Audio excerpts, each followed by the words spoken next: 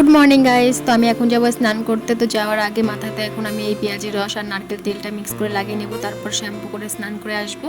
তো এখানে এই যে মিক্স করে নিলাম, ঠাম্মিকে দিয়ে লাগিয়ে নেবো। আর ঠাম্মি ঘুম হচ্ছে এখন। তো ঠাম্মিকে ঘুম থেকে ওঠানোর জন্য আমি এখানে নিয়ে নিয়েছি এই যে গন্ধভাজালের পাতা। এটা এখন নাকের কাছে গিয়ে ধরবো, গন্ধে এমনি উঠে পড়বে যে এটা বিচ্ছিরি গন্ধ। তো এই যে ঠাম্মার নাকের কাছে ধরলাম, তবুও ঘুম থেকে উঠছে না, দেখছি খুবই গভীর ঘুমে চলে গেছে, একটু গন্ধও লাগছে না। তো একটু টোকা মেরে ওঠানোর চেষ্টা করব, দেখি কি করে। এই যে উঠে গেছে, টোকা মেরেছে, উঠে গেছে। আর নাকে গন্ধ লেগে কেমন করছে, আমার মেয়েও নাক ধরেছে সাথে সাথে। গন্ধ খুব বিচ্ছিরি একটা, এই গন্ধ ভাজালে পাতা গাছের।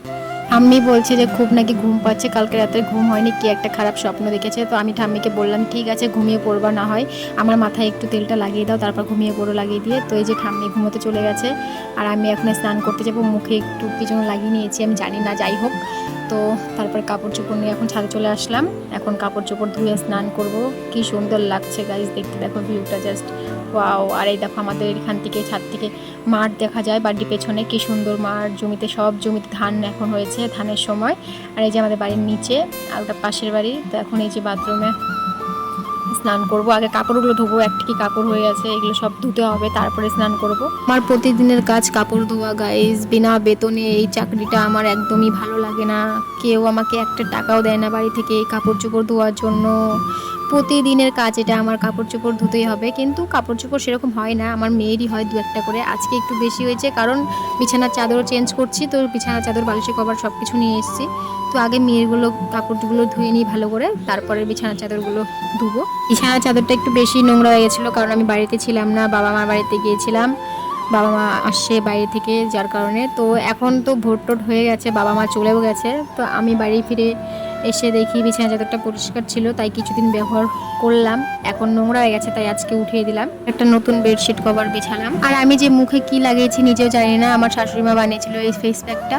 তো কি কি দিয়ে বানিয়েছে আমি নিজেও জানি না, শুধু এতটুকু জানি যে ওর মধ্যে শ্যাম্পু দিয়েছিল, যার জন্য আমার চোখ জ্বলছে পুরোই। আগে থেকে কাজ করতে একটু অসুবিধা হচ্ছিল, চোখটা জ্বালা করছিল। তো যাই হোক, তাড়াতাড়ি করে কাপড়গুলো ধোয়ার চেষ্টা করছিলাম, তারপর না পেরে মুখে জল দিয়ে ফেস প্যাকটা ধুয়ে নিলাম।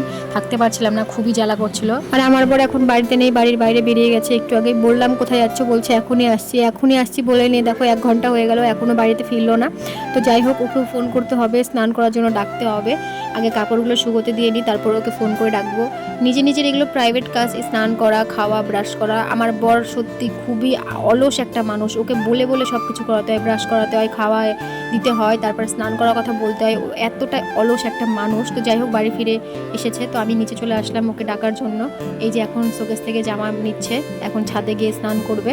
তো আমার শ্যাম্পু রেখে এসেছিলাম টেবিলে, বললাম একটু শ্যাম্পুটা নিয়ে এসো। তো শ্যাম্পু নিয়ে আসতে লেগে ফেলে দিয়ে এসছে অর্ধেক। তো যাই হোক, আর একটা শ্যাম্পুর প্যাকেট নিয়ে নিলাম। আর এই যে ইনি আমার আগের দৌড় দিয়ে এসে বাথরুমে স্নান করতে শুরু করে দিয়েছে। তো যাই হোক, ওকে এখন ভাগাবো।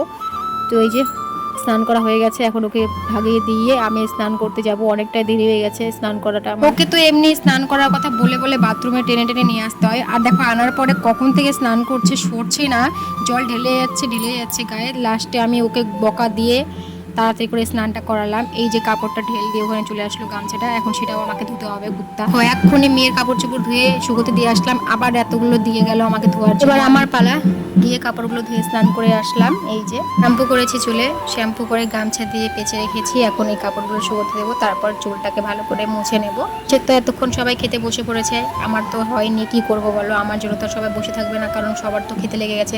এই যে আমি এখন চুলটাকে ভালো করে মুছে নেবো, মুছে টুছে নিয়ে নিচে যাব, গিয়ে সাজুগুজু করবো, সিঁদুর টিঁদুর করবো, তারপরে খেতে বসবো। আর ওদিকে পুজো কিন্তু আমার ঠাম্মি দিয়ে দিয়েছে সকালে। এদিকে চুল মুছতে মুছতে চোখে পড়লো এই সাইডে কানের নেই আমার, আর এই পাশটাতে কানের আছে। সকালবেলা ঘুম থেকে ওঠার পরে বিছানায় দেখেছিলাম কানেরটা খুলে পড়েছিল, ভাবলাম যে তুলে রাখবো, কিন্তু বিছানা পরিষ্কার করার সময় ঝাড় দিয়ে ফেলে দিয়েছি। যাই হোক, 5 টাকা দামের কানের, বেশি দামও না, আমরা তো বড় লোক না গাইস যে সোনার কানের পরে থাকবো, তাই 5 টাকা দামের কানেরই পরতে হয়। তো এখন নিচে চলে যাচ্ছি। ও বাবা, সবাই তো খেতে বসে পড়েছে, আমাকে ছেড়ে কোনো ব্যাপার না, খাওয়া দাওয়া করে নিই সবাই, তারপরে আমি খাবো। আগে সিঁদুরটা করে নিই, মাথাটা হাঁচড়ে নিই, তারপরে খাবো। তো ইনি দেখো এসে নিয়েই মোবাইল শুরু করে দিয়েছি দেখা, চার্জে দিয়েই দেখতে হবে ওনাকে। তো যাই হোক, এখন আগে আমি একটু মুখে ক্রিমটা লাগিয়ে নিই, আমার মেয়ের ক্রিমটা লাগাবো আমি। এমনিতে মুখে কিছু লাগাই না, তবু মাঝে সাঝে একটু মেয়ের ক্রিমটা লাগিয়ে নিই চুপ করে। তোমরা কেউ কি দেখলে নাকি?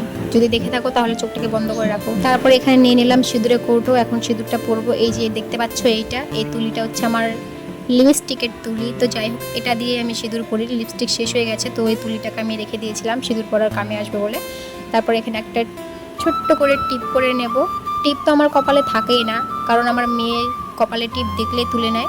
তো যাই হোক, কখন টুক করে তুলে নেব নিজেও বুঝবো না। সিঁদুর পরা হয়ে গেছে, এখানে আমি ভাত খেতে চলে আসলাম। আমার জন্য সবাই বসে আছে, ধীরে ধীরে খাচ্ছে। তো এই যে এখানে একটু ভাত নিয়ে নিলাম, একটু শশা নিয়ে নিয়েছি, একটা পেঁয়াজ নিলাম। পেঁয়াজটা জানি না কে খাবে বলে কেটে রেখেছিলো, কিন্তু আমি নিয়ে নিলাম। এখানে ওই গন্ধভাজালি পাতার বড়া করেছে, আর পাঁপড় ভেজেছে, চালের পাঁপড় আর আলুর পাঁপড়। এই যে একটু করে নিয়ে নিলাম, একটা বড়া নিয়ে নিলাম।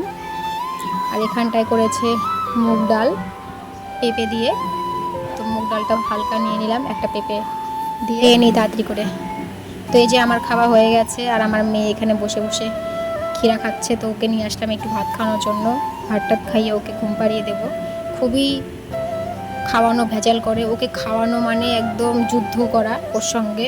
এতটা ভেজাল করে, খাওয়ার সময় খেতেই চায় না, অনেক কিছু বলে বলে নালাবোলা দিয়ে খাওয়াতে হয়।